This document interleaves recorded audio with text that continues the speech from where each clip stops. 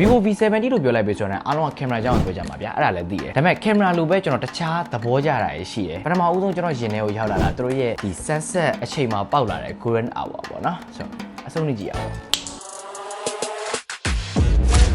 V70 မှာဒီတစ်ခေါက် major upgrade ကသူတို့ရဲ့ big quality လို့ပြောလို့ရတယ်လူတယောက်ဒါပေးကင်လိုက်လို့မင်းပြောတော့လည်းမဟုတ်ပါဘူးကွာဆိုတာမျိုးလုံးဝမကြားရတဲ့ဖုန်းပဲ big quality တော်တော်ကြီးကို premium ဆန်တယ်ပြောလို့ရတယ်အာမင်းတော့ flat body အကြောင်းမှာကွာဆိုရင်လည်းအဲ့လိုတော့မဟုတ်သေးဘူးဒီ aluminum အလွိုင်းကိုတေချာလေးကွေးပြီးတော့ frame နဲ့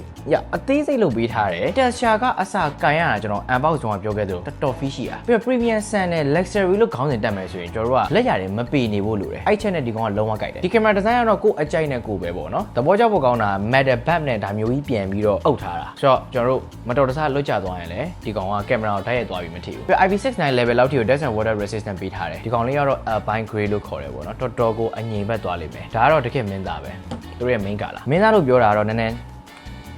မင်းသမီးလို့ပြောရမှာလား Okay non binary ကျွန်တော်တို့ main color လို့ပဲသုံးကြတာပေါ့နော်ဆိုတော့ဒီအယောင်ကကျွန်တော်တို့အခုဒီမီးနဲ့ကြည့်တာမျိုးမဟုတ်ဘဲနဲ့အပြစ်မှကြည့်လိုက်တော်တော်ကိုလှတယ်ပန်းရောင်ဘက်သွားတယ် golden hour ဘက်လည်းသွားတယ်နေဝင်ချိန်မှာ golden hour ဆိုတာကျွန်တော် photographer တွေအသေးဆွဲအယောင်ပဲမင်းမရိုက်တိုင်းတော့မှ golden hour မှာရိုက်တယ်ဆိုရင်ဒီကောင်ကလှတယ်အဲ့လိုမျိုးပဲဘယ်ချိန်ကကိုင်းဒီကောင်ကလှနေမှာ flash နဲ့တူတာတော့သူ့ရဲ့ ultrasonic fingerprint ပဲ 3D ဖြစ်တယ် secure ဖြစ်တယ် accurate ဖြစ်တယ်ထိရနဲ့ပွင့်တယ် position လေးကအစကျွန်တော်တို့ကွက်တိဖွင့်လို့ရတဲ့အနေထားပဲပြီး Vivo ကိုမစိမ့်ဘူးဆိုရင်သူတို့ရဲ့ display မှာဘယ်တော့မှမခုဘူးဆိုတဲ့အချက်ကိုကျွန်တော်တို့အားလုံးသတိထားပေးကြလိမ့်မယ်ပေါ့နော်ဒါမျိုး OLED display ပါလာတယ် pixel တွေတော်တော်ကြီးကိုကျင်းသွားတယ် rounded corner တော်တော်မိုက်တယ် resolution က 1.5K ဖြစ်သွားမယ် auto brightness နဲ့သူ့ရဲ့ peak ကပို့ပြီးတော့လင်းလာတယ်အဓိကတော့ဒါမျိုးကျွန်တော်တို့လက်နဲ့ကင်ထားမယ်သူ့ရဲ့ size တစ်ခုလုံးက perfect ပဲကြိုက်တယ်ဒါပေမဲ့ကျွန်တော်တခြားဟာတွေဘယ်လောက်ပဲကြိုက်တယ်ပြောအားလုံးက main camera အကြောင်းပြောပါလို့ပဲပြောကြမှာပေါ့နော်ဆိုတော့ camera မှာအားလုံးကြိုက်တဲ့ size ပေါ့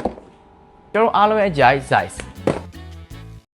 အဓိကတော့သူ့မှာ super telephoto ပါလာတာ50 megapixel ပါလာတယ် which means ကျွန်တော် portrait တွေတကယ်ဝေးတဲ့နေရာက tele နဲ့ဆွဲမှရမယ့် lens တကယ်ကောင်းတယ်အဓိကတော့ sun size ကြီးလာတယ်ဗျာပို့ပြီးတော့လည်းအလင်းဝင်လာတာဟုတ် VCC တော့တွေ့ခဲ့ရတဲ့ stage portrait ကတော့ 28 လောက်ထိကိုဒီကောင် zoom ဆွဲလို့ရလာပြီဆိုကျွန်တော်ကပုံတွေကိုရိုးရိုးမဟုတ်ဘူး level up လုပ်ပြီးတော့နည်းနည်းပိုကောင်းတဲ့ portrait ရိုက်ချင်တယ်ဆိုရင်သူ့ရဲ့ portrait style နဲ့မှာပဲ preset လေးတွေရှိတယ်အဲ့ကောင်နှိပ်လိုက်ပြီးဆိုရင်ဒီကောင် aura light တန်းပြီးတော့ပွင့်သွားတာသူ့ရဲ့ style ကကျွန်တော်ပုံမှန်ရိုက်နေကြပုံစံနဲ့ကိုကွဲတယ် portrait ကိုပေါ်မှာကျွန်တော်နည်းနည်း fan ဖြစ်ရိုက်ချင်တယ်ဆိုရင် AI visual on ထားလို့ရတယ် internetတစ်ချက်လောက်တော့ဖွင့်ထားပါတော့ဒါဆို processing ပြီးသွားပြီဆိုရင်အဲ့ပုံကို AI style စိတ်ကြိုက်ကျွန်တော်ပြောင်းလို့ရပြီပြီးတော့မိနစ်က post season AI portrait ကတော်တော်နာမည်ကြီးသွားတယ်အခုကအဲ့ထက်ကိုပို့ပြီးတော့ပါလာပြန်ပြီဗီဒီယိုမှာလည်းရှင်းတော့ 4K 60 frame per second ရရဲဆိုတာနောက်ပိုင်းတက်လာတဲ့ vloggers တွေအတွက်လည်းအဆင်ပြေသွားတယ်ဗျာဒီဖုန်းမှာရေးရေးပြောလို့ရတာတော့ portrait video ဘိုင်းနှစ်ခုမှာတခြားဖုန်းတွေနဲ့တော်တော်ကြီးရှင်ဖိုင်လို့ရတယ်အဲ့အကြောင်းတွေပြောမယ်ဆိုရင်ကျွန်တော်က Origin OS 6ကိုလည်းမိထားလို့မရဘူးဗျာလောလောဆယ်ကြိုက်တာတော့ AI color adjustment လေးကြိုက်တယ်သူ့ရဲ့ gallery ထဲကိုဝင်လိုက်ကိုပုံတစ်ပုံကိုသူက auto ချိန်ပေးမယ်အဲ့ဒါမှလိုတော့ပို့လျှော့ကို customize လိုက်လို့ရုံပဲ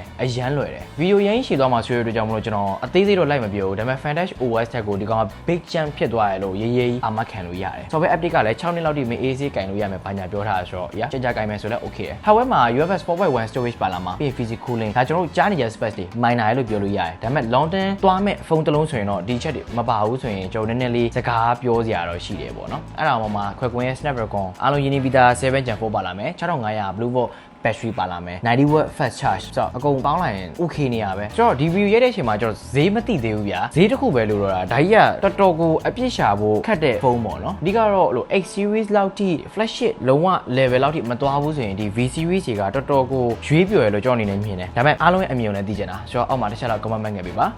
ရွေးမလားမရွေးဘူးလားကျွန်တော်ကြုံဖြစ်ပါတယ်အားလုံးရဲ့ host ပါ